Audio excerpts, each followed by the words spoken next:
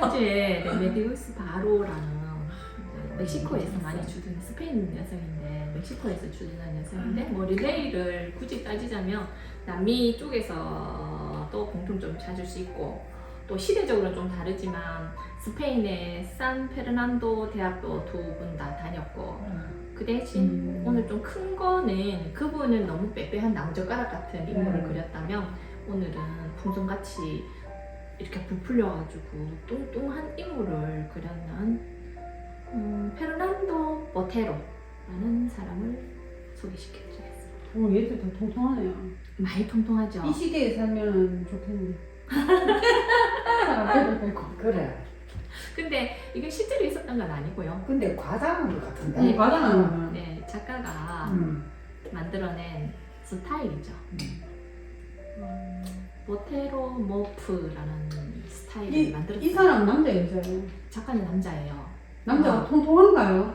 아니요, 절대 통통하지 않아요. 말랐어요? 아, 네, 정상인데? 정상이죠. 영화 배우 같이 생겼네. 멋있죠? 정상인데 왜 그 맞다. 사람은 저 영화 배우는 그거를 닮았다. 자기 생각에 있는 게 나오잖아요. 그러니까 이제 머리도 크고. 약간 반항적으로 한 것 같아. 네, 왜꼭 이분은 발생하기는 예술가죠. 그렇죠. 그렇게 해야 맞아요. 되냐. 왜 뭐 이럴 수도 있다 사람이 왜. 이분은 좀 이때는 그래도 좀 젊은 그리고 스타일이고. 팔도 짧다. 그림이. 그치. 확대 또는 축소를 심하게 한 것 같아. 비대칭적이죠. 네. 우리가 알고 있는 인체가 아니죠. 그러니까. 과장되고 또 희화되었고 이분은 1932년에 콜롬비아에서 태어났어요. 좀 특이하죠. 콜롬비아에서 현대미술 거장이 나왔어요. 특이합니다. 프랑스도 아니고 뭐 유럽도 아니고. 네. 이 사람이 32년 태어났으니까 막 활동한 시기는 1960년, 50년, 60년대라면 그때 미국은 주상표현주의나 또는 그 앤디 워홀의 팝아트라든지 뭐 이런 게 굉장히 유명했었고 미국에서는 또 그 전에는 파리나 이탈리아, 뭐 스페인 이런 유럽 쪽에서는 피카소나 마티스, 입체파나 이제 야수파 이게 유행이었거든요. 그런데 완전 관계없는 그림이야. 그렇죠. 캐치를 너무 잘하신다. 그래서 이분은 사실 계보가 없어요. 누구의 영향을 있기는 좀 입었겠죠. 근데 무슨 타에 속하지도 않아요. 색다른 가고 싶었겠죠. 생각하다가 뭐 저렇게 그리는 사람 잘 없으니까. 솔직히 이러기가 힘들어요. 그렇지. 그림이. 특히 이 시대에. 그렇죠. 요즘 다 이거. 네. 그리고 유행을 탄다 싶으면 내 그림이 팔려야 되잖아. 그렇지. 뭐 팔리는 그림을 따라갈 수밖에 없는 거죠. 뭐 좀 통통하시는 분들은 뭐 이거는 팬층이 좀 저쪽겠는데. 그래도 동안 이제 사람이 또 날씬하게 그런 이 그림을 그래도 이상하게 그려놓지 않아요. 좀 통통한. 귀엽다, 알자? 귀엽게. 난 귀요미 같은데. 보테로는 한마디로 라이브 아티스트예요. 라이브 아티스트는 누구로부터의 어떤 교육을 받지 않는 사람. 거의 독학으로 했다고 멋지네요. 보죠. 엄마의 네. 그래서 지금은 이 그림의 가격이 세계적으로 독보적으로 상위층에 있어요. 어쩌면 1일 수도 있어요.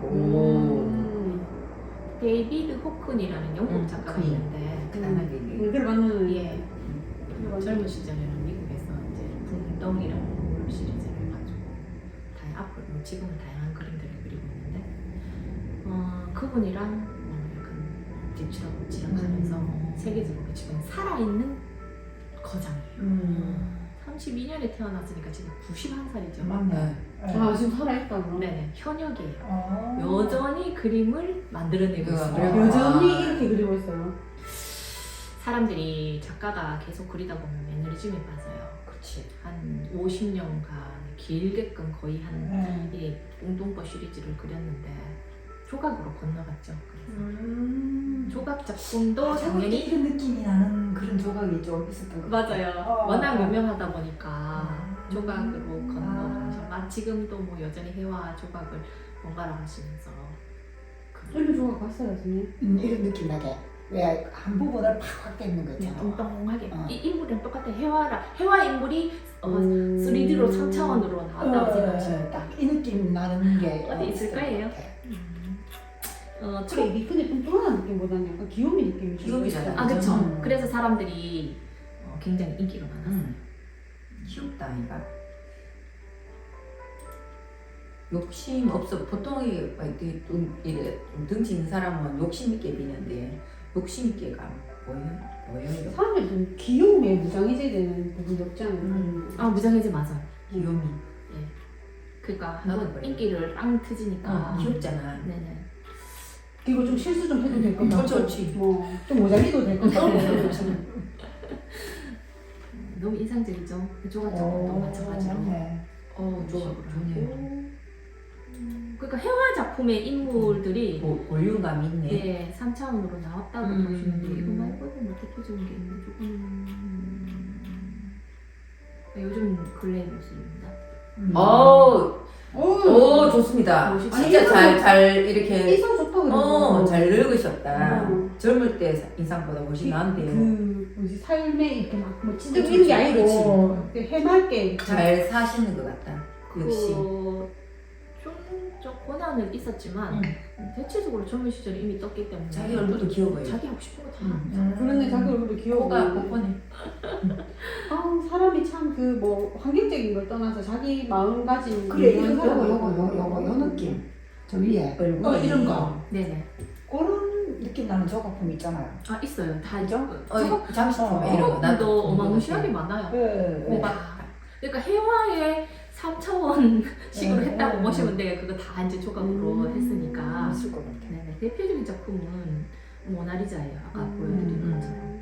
마가렛 공주예요. 벨라스케스. 자 벨라스케스. 지금 그거를 이제 여러 시리즈로 했는데 이렇게 똥똥하게 만들었다고 보시면 돼요. 참 만화에 나옵니다. 재밌어요. 그러니까 이분이 그러니까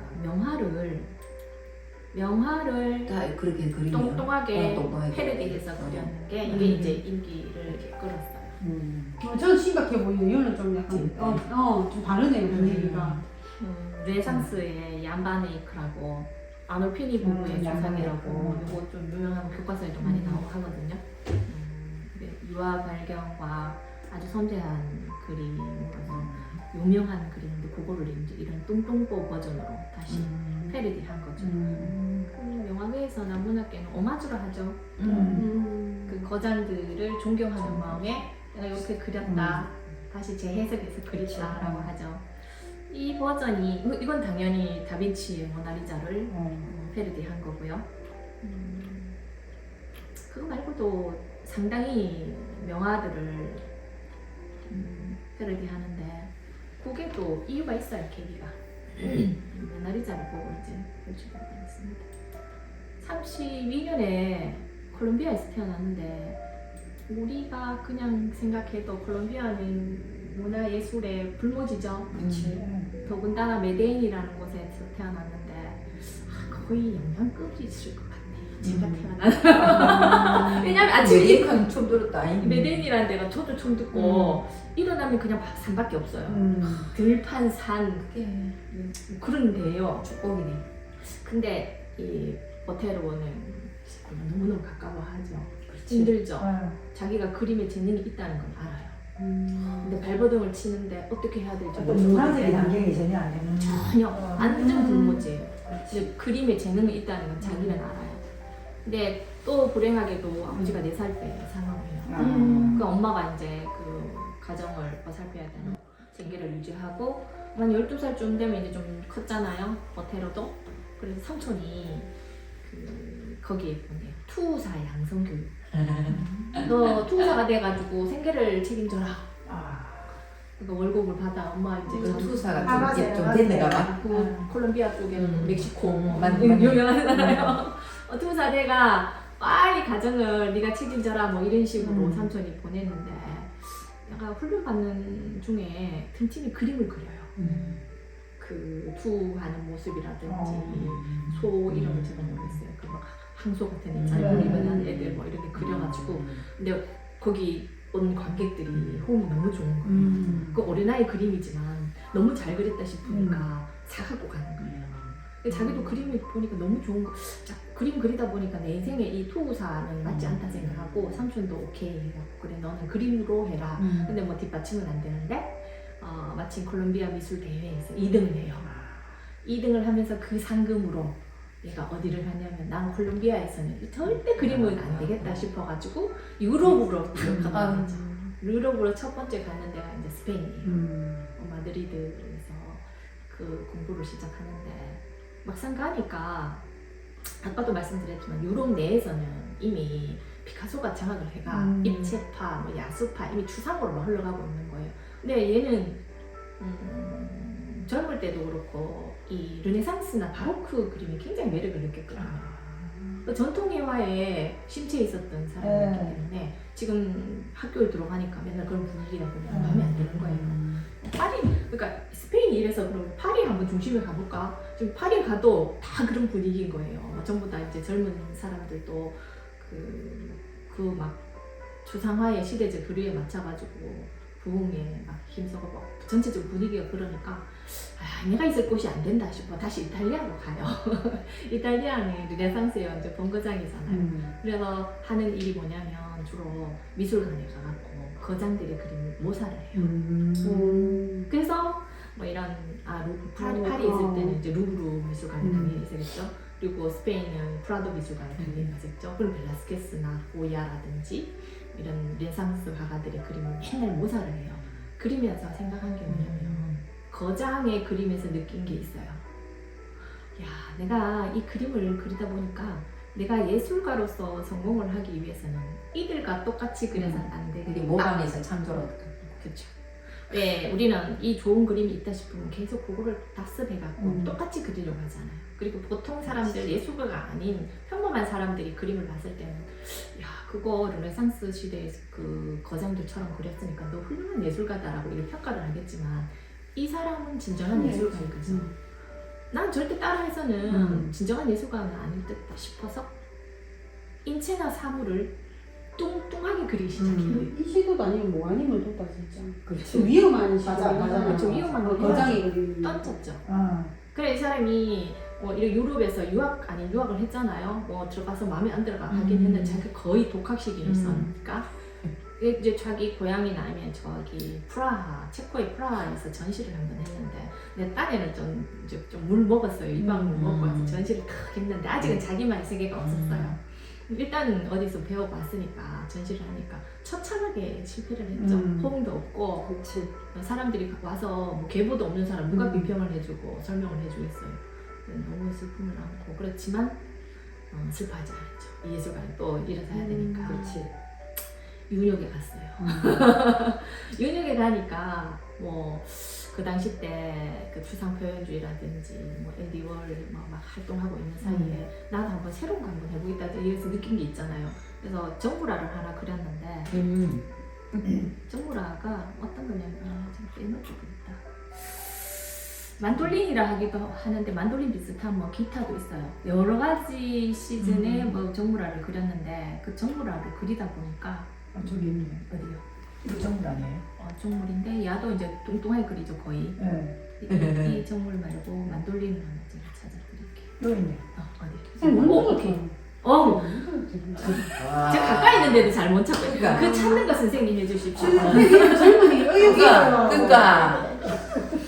이런 기타에 보통 선생님 여기 보면 기타가 여기 줄이 없네. 줄도 없고 선생님 구멍이 굉장히 작게 돼 있죠. 구멍도 작게. 네. 작게 하니까 이 사물이 갑자기 부피감이 어. 더 과장되게 보이잖아요. 예비대가. 네, 이 정물에서 그거를 느낀 거예요. 사물의 어떤 이 뚱뚱함을 부피를 이렇게 늘리니까 내 자기 그림의 개성이 막 살아나는 거예요. 남들과 다른 그림도 귀여워. 거죠. 이게 또 어마무시하게 지금 인기 짱인 거죠. 인물이 아닌 정물로서도. 그러다가 윤역에 있을 때 1963년에 이 거장들의 명작을 패러디한 작품들 중에 뭐 다 그때 그 당시 때 이런 그림을 그렸죠. 근데 모나리자를 그려가 전시를 탁 하고 있었어요. 윤역 현대미술관에서 이 케네디 대통령 때였죠. 1963년에. 그렇죠. 근데 그때 세계적인 이슈가 하나 있었어요. 그때 왜 선생님 왜 화가들은 유명해져요? 그때 제가 다양한 게 있다고 했잖아요. 이 사람 시대적인 악기가 딱 맞아떨어진 게 있었어요. 그 당시 때는 이제 전시회가 또 실패도 하고 다양하게 뭐 시도를 해봤는데 알아주지도 않고 뭐 실패도 하고 이런데 좋은 기회가 왔어요. 모나리자가 딱 지금 세계적으로 딱 2번 이제 해외로 나들이 했구나. 예, 나들이를 한 적이 있었어요. 그때가 63년 메트로폴리탄 미술관에 전시를 한번 하게 됐어요, 모나리자. 그러면 세계적인 사람들 뭐 당연히 미국도 그렇고 들썩들썩 그랬겠죠? 근데 그 뉴욕 현대미술관도 뭐 메트로폴리탄 못지않게 다 뉴욕에서 거주하고 있으니까 거기 앞에 막 선전을 때리는 거예요. 이 그림을 걸고. 근데 사람들이 진짜 모나리자 왔다가 어쩌고 모나리자네? 보자. 그때 어. 아직 신문을 이렇게 네. 기사가 나왔잖아요. 약간 좀 발은 좀 늦게 퍼졌지만 지금 같으면 SNS면 바로 만에 그렇지. 난리가 그렇지. 나겠죠. 그거랑 똑같은 파급이었어요. 그러면서 모테로가 누구야? 빵 터진 거예요. 시절이 맞아요. 딱 맞았네. 야, 그래 사람이 그렇지. 일어나는 거예요. 맞아. 아무도 알 수 없는 계기가 있다니까. 그렇죠. 응. 이야기가 딱 맞은 거예요. 이 사람한테는 진짜 운명적인 계기가 된 거예요. 그 뚱뚱하게 그리니까 뉴욕에 뭐 이름을 제가 잘 기억이 안 나는데 제임스 굿맨 갤러리에 그 관장이 패트리시안가 뭐 이름 제가 잘 모르겠어요. 그 여성이 야 진짜 보테로라는 사람 진짜 이번에 말도 못하게 저질적인 그림을 그렸다. 초록 키치 같은 그림을 그리고 앉아서 전시를 하냐고. 그것도 거장 그림을 패러디 해가지고 누구나 다 할 수 있는 걸 장난스럽게 그리는 거예요. 이거 팔이 여기 있을 일이 알거든요. 여기 있어가지고 더 뚱뚱해 보이는 거예요. 이게 여기 상체만 이렇게 있으면 이게 덜 뚱뚱해 보이는데. 근데 보테로는 뭐 이제 대칭 그렇지. 뭐 이런 거 상관 안 했거든. 그러니까 비례 뭐 이런 거. 그러니까 그 뒤에도 원근감 어깨 그냥 이렇게 뒤에. 예, 갑자기 만지게 만들었어. 근데 다 완전히 비례 절대 안 맞아요. 예, 인체의 어떤 비례 그런 거 신경 쓰지 않은 거죠. 근데 그렇게 비판함에도 불구하고 이 사람은 꿋꿋하게 자기만의 길을 가고 있어요. 비판도 관심이 있어서 하는 건가. 그러니까 조금 더 이제 그렇죠. 비판도 관심이 무명의 시절, 이렇게 해서 무명의 시절이 한 15년 정도 됐어요. 이 사람이 끈질기게 15년 동안 그린다는 건 참 힘들거든요. 그래서 그 어떤 타이밍이 딱 맞아가지고 빵 터지니까 이제는 보테로가 누구야? 부터 시작해서 인기 비평도 좀 하긴 하는데 학문적 연구, 논문 이렇게 연구하는 사람들은 없어요. 왜냐하면 이 논문이라는 건 또 이 내용도 많이 해야 되고 계보를 따져서 많이 연구를 해야 되는데 연구할 건 능동치가 없는 거지. 지금도 보테로에 대한 어떤 논문, 뭐 연구 이런 거 없어요. 이 사람이 이 사람 대해서 끝나는 거예요. 후계도 없습니다. 독보적이네요. 네, 독보적이에요. 아, 독보적인 사람이 또 하나 있어요. 샤갈이. 샤갈. 샤갈은 누군가는 표현지, 뭐 상징주의 자꾸 뭐 어디가 넣으려고 하는데 넣지 못해요. 그만의 독보적인 이 스타일이 있기 때문에. 보테로도 그래요. 보테로 모프라고. 와, 저도 이런 사람 되고 싶은데 어렵죠. 이미 하고 계십니다. 진행 중. 그러니까 이런 거 가끔씩 한 사람씩 이렇게 보면 너무 존경스러워요. 이러면서 성공을 할 수 있다는 거 진짜 어렵거든요. 뚝심도 있어야 되고. 그러니까 가격적으로 보면 지금 거의 1, 2라고 보시면 돼요. 조그만 그림도 20이고 드로잉 한 것 한 장도 8,000을 하니까 호가하니까 없어서 못 팔 정도이고 이분의 선행은 나머지 또 이런 패러디가 처음 초기이고요. 그 다음 단계는 이제 이 사람이 콜롬비아 남미 쪽의 사람이잖아요. 자기가 어렸을 때 20살 때까지 살았던 그 메데인이라는 고향을 항상 추억해요. 그게 모든 그림의 에너지가 되니까 남미의 어떤 카니발을 요즘은 연세 들어가 카니발 시리즈로 많이 그린다 하더라고요. 그래 당연히 또 투도 그리죠? 자기가 그 세계에 있었으니까. 투사가 대봤기 때문에 남미의 어떤 이 화려한 색감들 이런 거는 남미에서 왔어요. 남미 그 콜롬비아 국기를 제가 보니까 빨강 파란색 색깔이더라고요. 그래서 그런 화려한 색깔들은 콜롬비아를 상징하는 거예요. 그러니까 그림이 그래도 느낌이 즐겁고 하여튼 좀 그렇잖아요. 우울하지 않잖아요. 그리고 이분이 좋은 거 잘 캐치하시면 역시 선생님 안목이 있으십니다. 자기는 그림은 선생님 칭찬을 또 너무 잘하잖아요. 이거 맞는 말이니까. 선생님 맞는 말이에요. 이 보테로는 항상 그림은 즐거워야 된다 하거든요. 보는 사람들이 기쁨을 줘야 된다. 그리고 사막의 오아시스 같아야 된다고 생각해요. 자기 그림을 보면서 그거를 느꼈으면 싶다고 생각해요. 그리고 실제로 전시장 가면 요거는 영상으로 보는데 실제로 보게 되면 이 색감이 너무 아름답다는 그리고 뚱뚱보 화가라고 얘기하는데 자기는 한 번도 뚱뚱한 걸 그린 적이 없다고 해요. 왜 나는 볼륨에 관심이 가졌을 뿐. 그 볼륨에 관심을 가져서 그리다 보니까 인물이나 사물이 뚱뚱하게 보였는 거지. 난 뚱뚱하게 그리려고 하지 않았다고 항상 얘기하거든요. 사람의 그런 장단점을 두고 본 게 아니고 네네네. 그냥 볼륨에 관심이 가졌던 거예요. 그 만돌린 그릴 때 예, 사물이 뚱뚱해지는 게 부피를 나타내다 보니까 구멍을 하나만 딱 하니까 이게 부피가 했는데 인물도 눈, 코, 입 별로 표정 없고 조그맣게 그리니까 그 부피감이 뭐 엄청 그치. 늘어나니까 거기에 대한 매력을 느낀 거예요. 그 볼륨감의 매력을 느끼다 보니까 자꾸 형태를 그렇게 하고 색감도 이제 콜롬비아의 어떤 그런 색감, 밝은 색채, 뭐 어떤 사람들은 그 바로크의 빛 그거를 그 영향을 많이 입어서 화사하게 그렸다고 하던데 뭐 그건 정확한 근거는 완전 잘 출발지가 모르겠어요. 다른 게 너무 다른 의미가 되잖아. 예, 이 작가는 그런 의미로 그랬어요. 그러니까 볼륨에 굉장히 관심이 많이 가졌던 거죠. 볼륨이 있으니까 보는 사람도 우리 편안하거든요. 예, 편안하고 그리고 근엄하고 어렵지 않죠. 아까 마가리트 쉽게 공주 나갔다 갈수 있지. 보면 그 바로크 시대나 진짜. 르네상스 시대는 막 비율이 예쁘고 그리고 그치. 귀족이나 이런 사람 근엄하잖아요. 근데 절대로 근엄하게 그러니까. 아주 유쾌하게 그리는 거예요. 이 보면은 이 어둠이 없어요. 즐거워요. 부교감식 이렇게. 오히려 그래서 더 인기였지 않았나 싶어요. 그래. 그거를 이제 노렸던 거고요. 투사 그림 아까 보여드린 서커스나 하여튼 그 어떤 밝음 투사 이런 것들은 다 자기 고향에 있는 콜롬비아예요.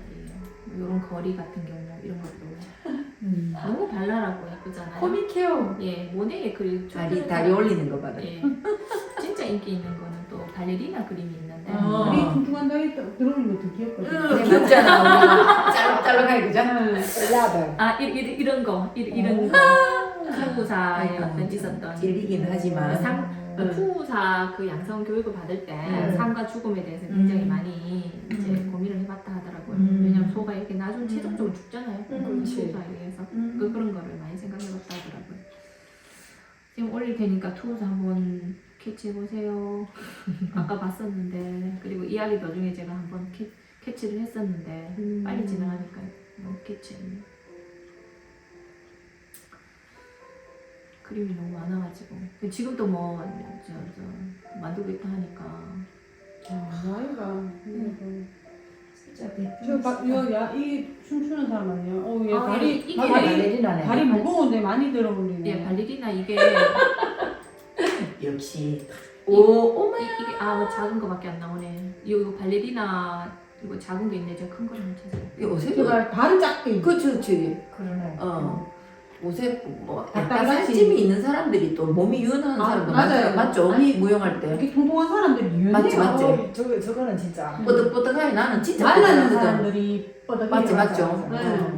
우리 요갈 때 보면 그렇다. 더 별로. 엄마야 이거 전시회가 있었는가? 이 자세가 못해요. 그 전에 있었네. 발레에서 가장 어려운 그러니까 난이도 굉장히 높은 자세라 하더라고요. 실시 전문이잖아. 내 다리 저만큼 들려면 일단 90도 이상 들려면 힘들어요. 근데 이 여성 얼굴 표정을 보세요. 진짜 우리 누워서 90도 들어도 나 힘들더라고. 그죠? 표정은 하나도 힘들지 않게 어. 충분히 하고 있는. 저게 다리로 드는 게 아니고 복부에 힘으로 드는 게 맞다. 그래. 맞아. 다리로만 들면 그치. 무거워서 못 들어요. 맞아. 우리 선생님 맥락한다. 복부의 힘, 허리의 힘. 그렇게 해서 누워서 이렇게 딱 들어간다고. 테러의 대표적인 작품이 이게 모나리자고 이 발레하는 여성. 아주 대표적인 작품. 뒤에서는 거울이겠죠? 예, 그거죠. 이게 이제 뚱뚱뽀 시리즈이면서도 아주 대표적으로 예, 눈에 그러네요. 확 들어오는 그런 이렇게 작품이에요. 뚱뚱한 사람이 춤을 춘다라는 거는 또 약간 뭐 뚱뚱한데 무용수를 한다고 이렇게 생각할 수 있는데 그거를 또 약간 변수라고 그렇죠. 생각을 못하고 기화한 거죠. 네네 그랬는가 봐요. 뭐 해석은 다양한데 어쨌든 이 사람은 아주 삶에 대한 유쾌함을 나타내려고 내가 그 모네의 초기 작품 중에 춤추는 게 있어요. 전시에 춤추는 사람들도 많네요. 즐겁죠. 그리고 왜 그 멕시코, 브라질, 콜롬비아 이쪽은 축제 많잖아요. 월장에 맞죠. 월장에 네. 나타나는 게 그치, 충분한 그치. 게 없죠. 예예예 맞아요. 그 사람들이 있잖아. 이 사람도 컬렉터이기도 했거든요. 유럽에서 좀 유명하다 싶은 어떤 20세기의 그림들을 막 한 300점 정도 컬렉터한 거를 그 콜롬비아에 기증했어요. 그 문화예술이 발전할 수 없었잖아요. 멋지다. 왜냐면 나는 이 사람 돌아가시면 자기 작품하고 쫙 이렇게 이 사람은 이제 미리 현대 미술관을 세워줘요. 그 전에 좀 시연해야 될 것 같은데. 콜롬비아가 왜냐면 문화예술이 불모지잖아요. 근데 내가 너무 세계적으로 거장인 거예요. 근데 나라 사랑을 표현한 거예요. 왜냐면 자기가 잘 먹고 잘 나가 아니고. 뭐든지 자기 뿌리를 되게 소중하게 생각하는 게 그쵸. 잘 된다. 예, 지금은 미국에 있기도 한데 가끔씩은 또 뭐 이탈리아나 파리나 왔다 갔다 하면서 작업실들이 다 있어요. 그래도 아, 자기 콜롬비아는 별로 잘 있지는 못하고 멕시코에도 그 바로 위에 멕시코에도 좀 머물기도 하는데 온 마음은 콜롬비아에 가 있죠. 하고 보니까 이 그림이 갑자기 오징어 게임에 거기 왜 영이 있잖아. 맞다. 아 갑자기? 맞다. 아니 그걸 따라줄 수도 있다. 그죠? 이 사람이 그려줬을 수도 있다. 이 사람의 그림을 모티브로 뭐, 해가지고 그랬을 수도 있다, 그렇네요. 피부 색깔 하면 빨간 거 하면 이런 좀 아, 느낌이 있네요. 갑자기 빡세게 그래가지고 오징어가 떴는 걸 수도 있다. 현대미술관을 지어주고 콜롬비아에. 네, 보고타에 현대미술관을 지어줘요. 그리고 그 옆에는 자기 작품이 또 많잖아요. 그렇지. 자기 작품을 해가지고 또 다른 그 모테로의 미술관을 또 지어요. 그래서 이 사람이 딱 당부한 게 있어요. 무료로 이 그림을 볼 수 있다. 그럼 무료로 우리 한번 보러 가는 아 너무 갈 수 귀한데. 있죠. 콜롬비아까지 가는 뭐야 비행기 값이 선생님 인생 한 번인데 우리 뭐 지금부터 콜롬비아 비행기 다 먹읍시다. 가야지. 자, 2009년도, 2015년도 어제. 왔습니다. 온다. 곧 또 옵니다. 왜냐면 2009년도 왔으니까. 2015년도에도 왔어요. 그럼 옵니다. 옵니다. 한 또 오면. 5, 6년 사이에 네, 오는 서울 걸로 서울에 아까 그거 오겠네. 서울 갑시다. 아까 예술 전당. 네네. 서울 가는 거는 금방 그럼 가지. 예술의 전당 가는 걸로 그러면 우리 시간 그냥 다 비워가 가는 거예요. 서울 이게? 가는 데 무조건 가죠. 네. 서울이야 뭐. 비행기도 굳었다 좀 맛있는 선물이겠다.